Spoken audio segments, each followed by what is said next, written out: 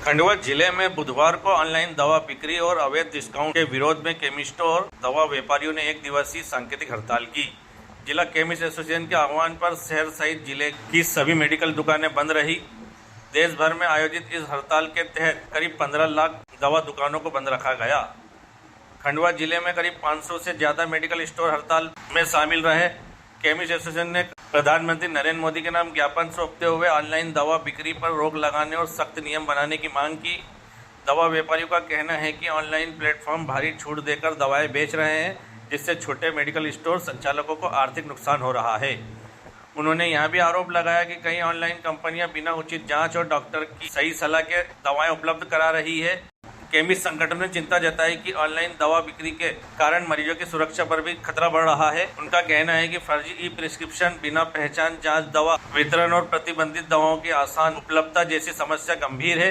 व्यापारियों ने कहा कि स्थानीय मेडिकल स्टोर दवा देने से पहले पर्चे और मरीज की जानकारी का रिकॉर्ड रखते हैं, जबकि ऑनलाइन बिक्री में कई बार ऐसी सख्त जांच नहीं होती। इससे दवाओं के गलत उपयोग और नशे में इस्तेमाल होने का खतरा बढ़ सकता है।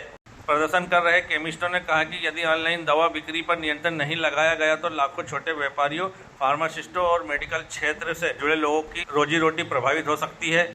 केमिस्ट संगठन ने सरकार से मांग की है कि ऑनलाइन दवा बिक्री को लेकर स्पष्ट कानून बनाया जाए और अवैध गतिविधियों पर तुरंत कार्रवाई की जाए, ताकि मरीजों की सुरक्षा और छोटे व्यापारियों का हित सुरक्षित रह सके। ज्ञापन है वो हमारी केमिस्ट एसोसिएशन की ऑल इंडिया हड़ताल है, एक बहुत ही सांकेतिक हड़ताल, जिसका मुख्य बिंदु जो है वो है ऑनलाइन ई फार्मेसी को बंद किया जाए। ई फार्मेसी से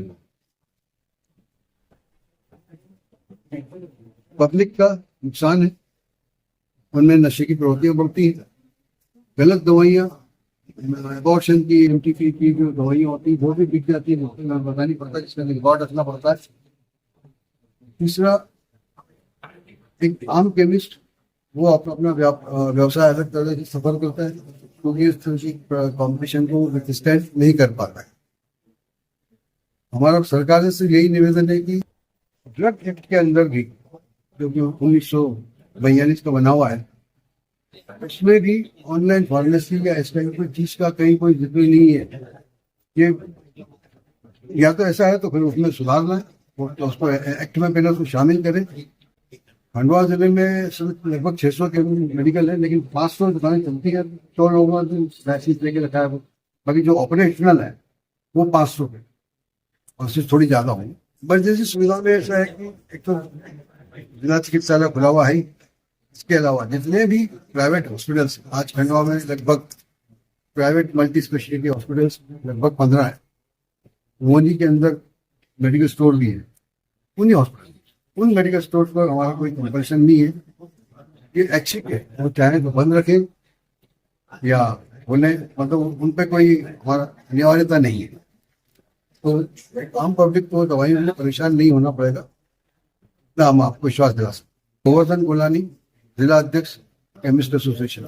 और एक बात, यदि मान लो आपकी जो मुख्य बिंदु जो मांगे रखी, अगर वो नहीं पूरी होती तो फिर आगे क्या रणनीति रहेगी आप लोगों की? अब ऊपर से आ जाए क्या गाइडलाइन आती है, लेकिन जो हमने यहाँ से रिकमेंड किया हमारे जिले से वो ये है कि 3 दिन के लिए अगला हड़ताल का हम आह्वान करेंगे। 3 दिन के लिए, ये मतलब मैं ऊपर भी अपने यहाँ की जो हमारा मत है वो ऊपर कन्वे कर चुका हूँ, और अलग अलग जिलों से अलग अलग ओपिनियन जाएंगे, क्या बोलते हैं। क्या मांगे हैं, किस वजह से आप ये सब? देखिए, ये हमारी जो संगठन है कि देश के जितने भी दवा व्यापारी है, खुदरा व्यापारी या थोक व्यापारी, इनकी ये संगठन है जो 25-50 साल पुरानी।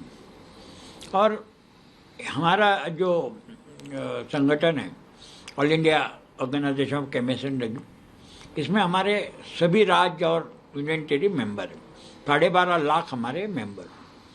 देखिए, अभी आपने देखा होगा कि ऑनलाइन सेल ऑफ मेडिसिन शुरू है, लेकिन आज जो शुरू है ये सब बेकानून है या गैर कानून है, क्योंकि सरकार ने इसके लिए एक नोटिफिकेशन लाया था जो GSR 817 dated 28 August 18। Naturally, we have at that time जो हमारे महाराष्ट्र के दी देन कमिश्नर थे हर्षदीप कामले कमेटी बनाएगी to bring online sale of medicine in India.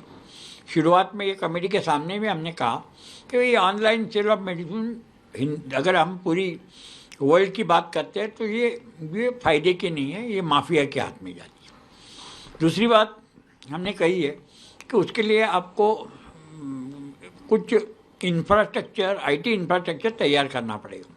कि जनरली क्या होता है, अपने यहाँ मरीज डॉक्टर के पास जाता है, डॉक्टर उसको डायग्नोज करता है और बाद में वो पर्चा देता है, फिर under the supervision of pharmacist हम दवाई देते हैं, डोज की बताते, प्रिजर्वेशन बताते हैं, ये डोज कैसा लेना ये बताते। और ये बहुत आवश्यक है as far as physiology of human being is concern. इन्होंने ये नोटिफिकेशन लाई। उसके बाद में जुलाई 19 में the principal secretary health and family welfare government of India PC Sudan ji ने हमें जुलाई 19 में बुलाया। बहुत सारे स्टेक होल्डर थे, जिसमें ऑनलाइन प्लेयर भी थे। हमने मैडम को इतना कहा कि भाई आज अपने देश में कुछ ऐसी दवाइयाँ हैं जो पर्टिकुलर डॉक्टर ही हैविंग क्वालिफिकेशन लिख सकता है, और वो डॉक्टर कौन है? Doctor R R Patil Maharashtra में 10,000 है। हमें क्या मालूम वो कौन है या उसकी क्वालिफिकेशन क्या है? We must know doctor, we must know his qualification and then prescription given by him must be certified, then only I can give medicine. क्योंकि मालूम है 2018 में ही मेरे ख्याल से the then health minister of India Mrs Sushma Swaraj, इन्होंने एक बिल लाया है जिसके अंदर में अगर कोई गलत दवाई दी जाएगी, कोई किसको डैमेज होगा, पूरियत निकलेगा सब, तो आरोपी नंबर 1 रिटेलर, और फिर रिटेलर का बिल लेके होलसेलर, और फिर हमको ढूंढना है कि कल्प्रिट कौन। अगर हमने नहीं ढूंढा तो हम लोग अंदर, तो सेफ्टी थी।